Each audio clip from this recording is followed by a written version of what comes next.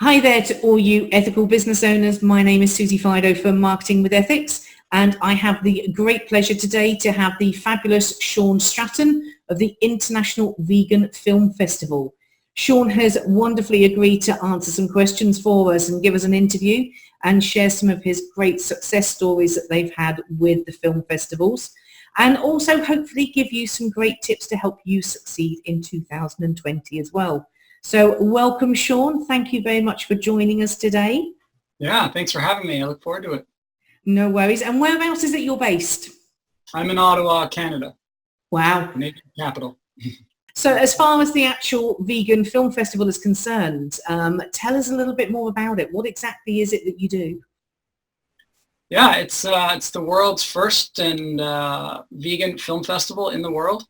And it's been going for 2 years now, going into our third year. It started kind of with an idea, I guess. There's a few film festivals that I go to regularly that I've seen over the years. They're world tours that I've seen in different locations. And so I've always really enjoyed them. And, as I became vegan about four or 5 years ago and started to get more passionate about it, I wanted to see how I could get involved in the plant-based community and plant-based business, and wanted to see how I could utilize my skills and interest and experience to benefit the community. And I thought about Veg Fest type of things for a while. And at the time when I started this, I just didn't have the time for a Veg Fest because it's quite involved. They're all quite involved, but I felt maybe a film festival was kind of in my realm. And so I went looking for a film festival that had been operating so I could bring, maybe a screening of it to Ottawa. And in my research, I didn't find any.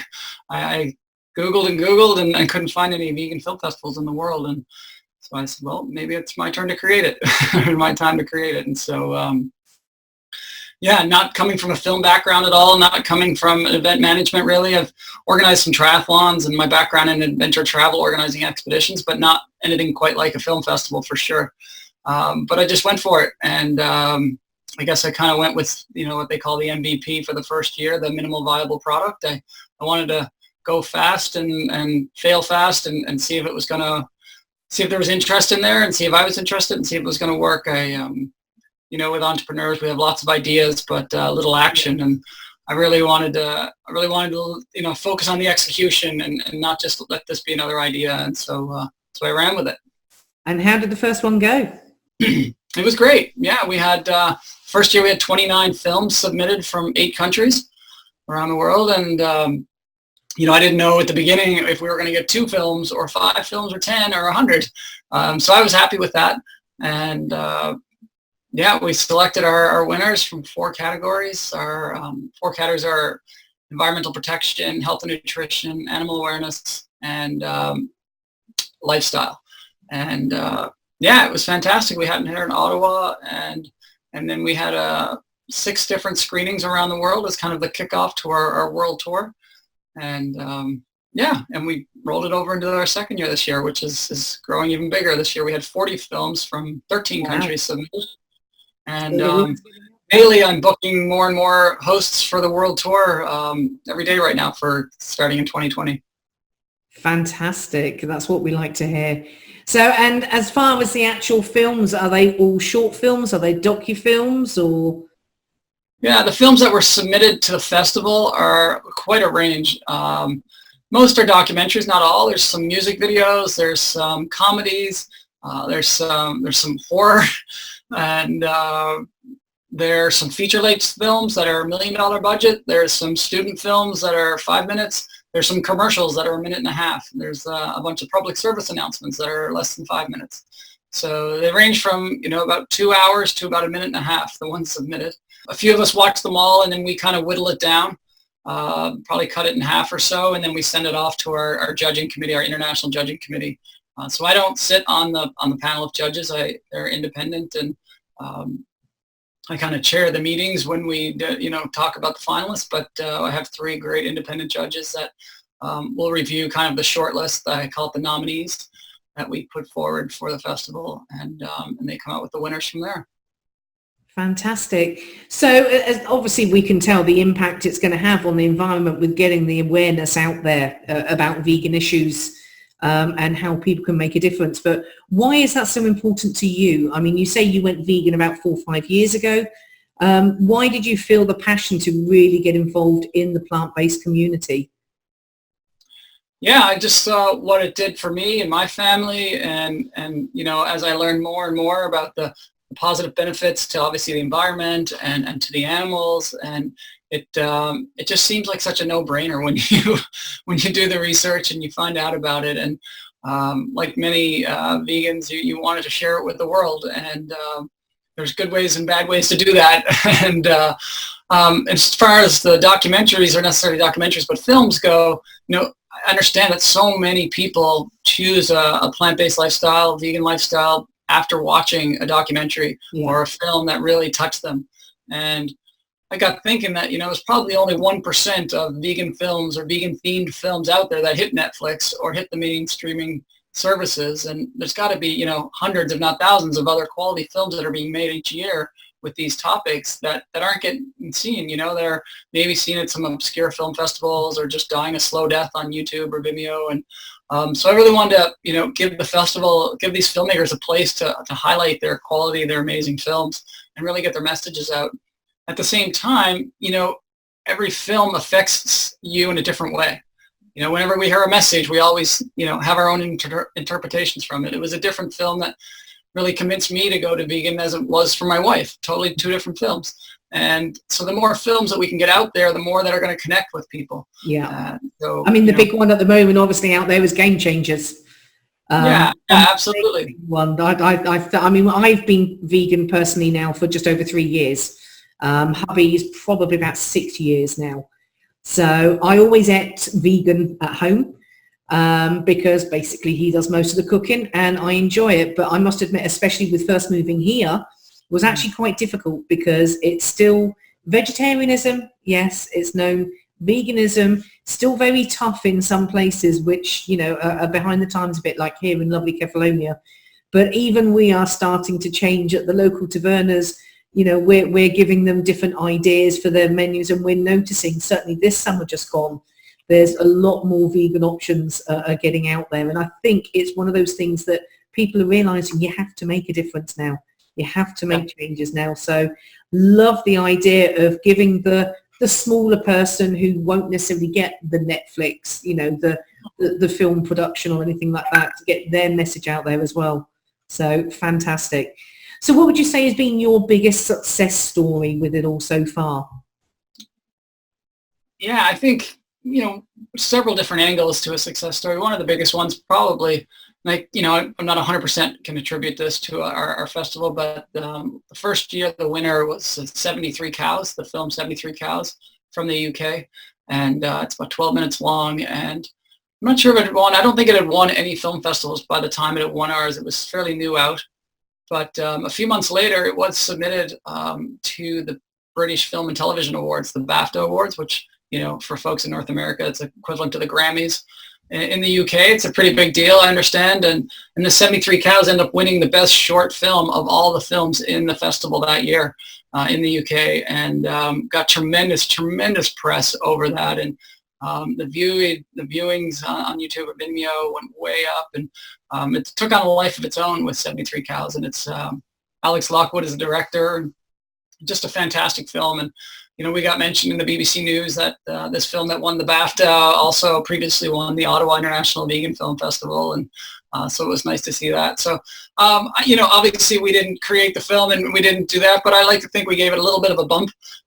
And, the thing is, you may find that because of it winning your one, it gave them the confidence to even put it through for the BAFTAs in the first place. So, you probably find you had quite a bit to do with their feeling about it and their confidence about it to even go for it in the first place.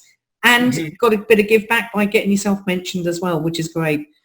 Yeah. So that was a nice success for sure. And, I think just hearing from filmmakers and being able to give their films new life and new audiences that would never get to see their films, it's a real highlight. And then, then hearing feedback from the audience members of, wow, that particular film really touched me, or that one touched me, or I had no idea about this, or this event is incredible. Like it's got to happen every year. What can I do to help out? And so those are kind of the smaller successes, but building each year, and it's been a lot of fun. So you say about 6 global screenings. How exactly do the global screenings, so if somebody wanted to get involved with that, say from the UK or from Australia, you know, we've got followers from all over the world. How exactly do they get involved as far as being able to do a global screening for you? Yeah, so, you know, we do the festival here in October in Ottawa, in the festival in Ottawa in October, and then we offer a world tour starting November 1st. And with the world tour is we work with local hosts in their communities, and they basically purchase a license to show the festival, the best of the best from the festival.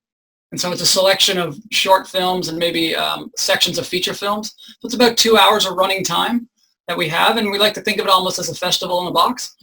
And so they would purchase the licensing fee for the festival, and then we provide them all the films, a script for a script for their screening, marketing material, kind of a media package, sample sponsor letters, sample press releases, things like that. And so we take care of all of that for them, and then they book the venue and do the marketing, sell the tickets, and they retain all the revenue. And so for the local hosts, it can be, you know, I work with a lot of nonprofits that want to, you know, fundraise for their association. They want to give out more vegan content.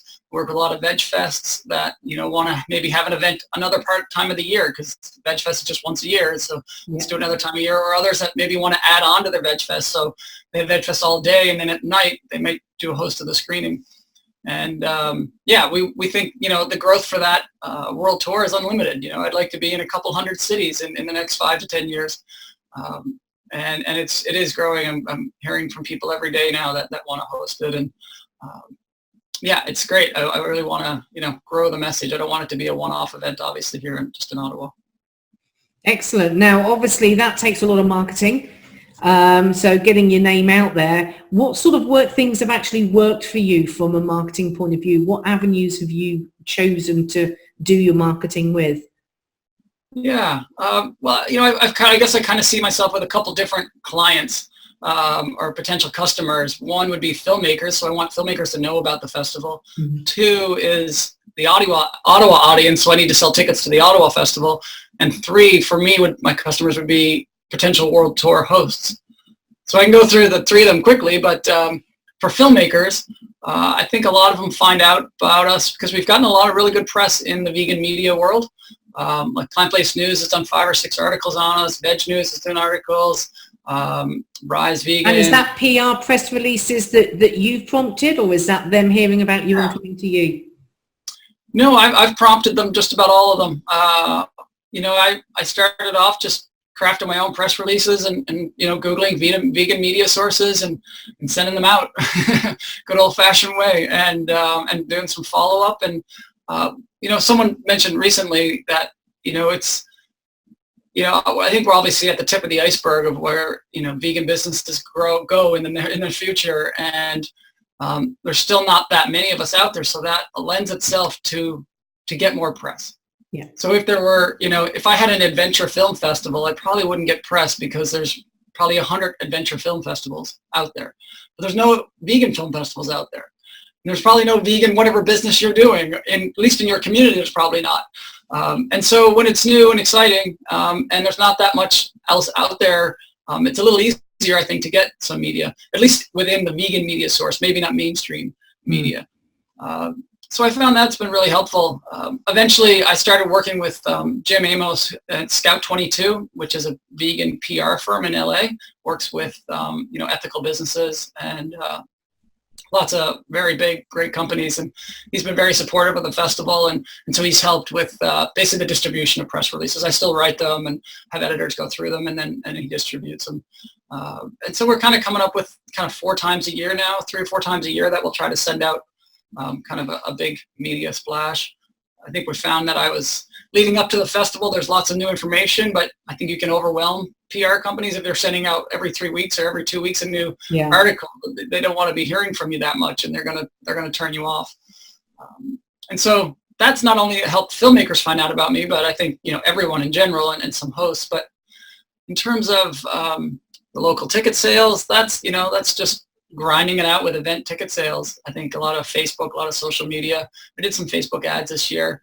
They were a little successful, but I wouldn't say overwhelmingly. But a lot of it's just posting on vegan community pages around the town, around the city, trying to connect with influencers and get them to post.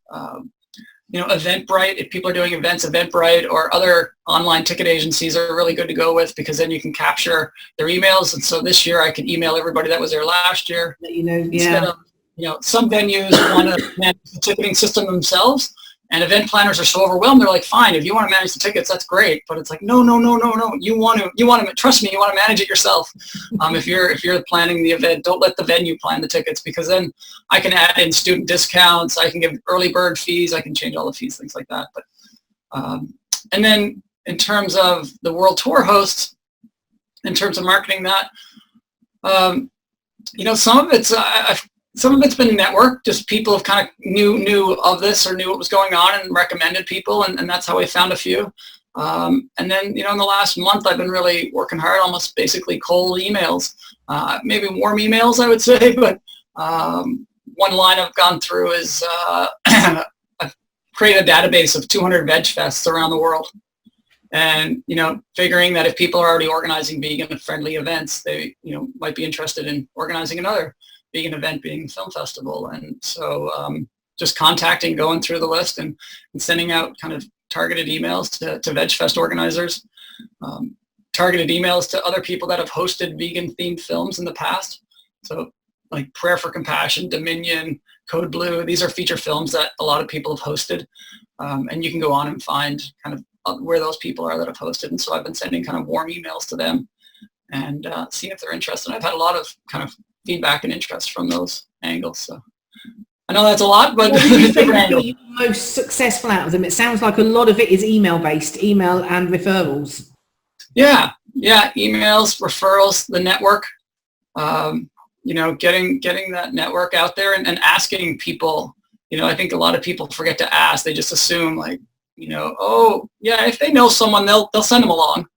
But no, they know we're not, so if I know somebody, or especially if I'm in contact with an influencer, or if, someone says, no, it's not for us, don't say, okay, thanks for reading, thanks, I appreciate it. Instead of, and then they say no, say, okay, I appreciate that. Do you know of anybody else that might be interested? I was just talking to someone yesterday, and they were kind of interested in the beginning, and as they found more about it, they realized it wasn't quite a fit for them. But they sent me off to 2 more people, and then I was talking to them this morning, and they're ready to host. But if I hadn't said, do you know anybody else that might be interested, he probably would have just been like, okay, done. Yeah. And it's, sometimes you do cringe at the thought of, you feel you don't want to be salesy, you don't want to be pushy, you don't want to be that, but people need to get to know that you're there. And people won't necessarily take it upon themselves, especially if they don't know you at that stage. If they're a client or they've hosted before, then yeah, they're going to be a raving fan and tell other people. But when you first start out, getting that message out there in the first place so that people even know you exist can quite often be the most difficult bit. And if you're scared to ask, then it's not going to happen. Never assume. That's a mistake that I see so many times. What is the old saying? If you build it, they will come. Well, no, there's lots of others around that they might go to instead. So. Absolutely, yeah. Another one, a quote I like along that lines that's kind of sunk in a bit over this couple of years. It said, the entrepreneurs greatly overestimate their first 1 or 2 years and greatly underestimate their 10th year. Yeah. And like last year, the first year, I booked a theater with 350 seats and had 120 people show up. And I probably should have been thrilled with that 120 people, but I'm an entrepreneur and was like, the whole city's coming out to my festival, and I'm going to have people lined out in the street, and it's going to be sold out months in advance. And I think you need that optimism to be an entrepreneur, but at the same time, you gotta check your ego sometimes and be a bit more realistic. And maybe I should have booked a theater that had 75 seats and sold it out and did a big splash like that. But yeah, no, you've definitely got to ask. And what they say, what's the worst thing you're going to say is no. And if you don't ask, the answer is always no. And in marketing and sales, it's not no, it's no, it's not now, it's not now yet. Or not now. I mean, that kind of brings me on to I think you possibly answered it already, unless you do have one else. What would you say is your one marketing tip? If you had a brand new ethical business starting out there, what's the one marketing tip you would give them? It's kind of hard because obviously every business is a little different, and what's going to work for my business is going to be different for a restaurant or for a shoe company. But maybe just the ask. But I think the hustle. I think sometimes hustle gets overestimated, and just kind of the hard work, and don't leave any stone unturned. And and another one thing is like, how do sales happen? And they happen one at a time, and if you think about that, and it's hard because I want 100 screenings tomorrow for my world tour, but no, I need to sell one today. I need to see one tomorrow. And I just try to keep focusing on that. Like, it's just going to happen one at a time. Like, you're not going to get a call and say, I want to book 50 of these. There's a chance, but it's probably not. And so just being focused on that. I remember I heard a story about the Airbnb guys, and when they first started, they weren't getting any traction at all, and they were going to New York and taking pictures in people's apartments to help them out with their posting. You never would have thought that these guys were like, had 10 postings, and they went and like, hey, can we take your pictures for you? And so they did it one at a time. Everybody starts somewhere. Right. We don't have a multinational business instantly. It takes time, it takes passion, dedication. So just to finish things off, if people are interested in either coming along to a screening or hosting a screening, or just generally want to find out more about you and the International Vegan Film Festival, where can they get hold of you? Yeah, absolutely. Our website is, I guess, the best place to go to start. It's just the IVFF, so the International Vegan Film Festival.com, and you can contact me through there. You can get our Facebook links through there. We're on Facebook quite a bit. We're on Instagram a bit. And if you're interested in hosting for yourself, or if you know somebody that might be interested in hosting, definitely get in touch with us. Our world tour hosting goes up until August 2020, and then September and October we don't do the world tour because we're busy on the festival here in Ottawa, and then it starts again November 1st for the following year. But if you're interested, definitely let me know. It is, a potential business opportunity. There's hosts that are looking at hosting multiple in a country or in a city. So it could be, could definitely be a side opportunity for you. Fantastic. Well, thank you very much for your time today, Shawn. It's been amazing hearing about your success story and your journey along the way. And hopefully 2020 is going to be even bigger and better for you. So thank you very much for your time. If anybody does want to get hold of Shawn, like I say, go to www.ivff.com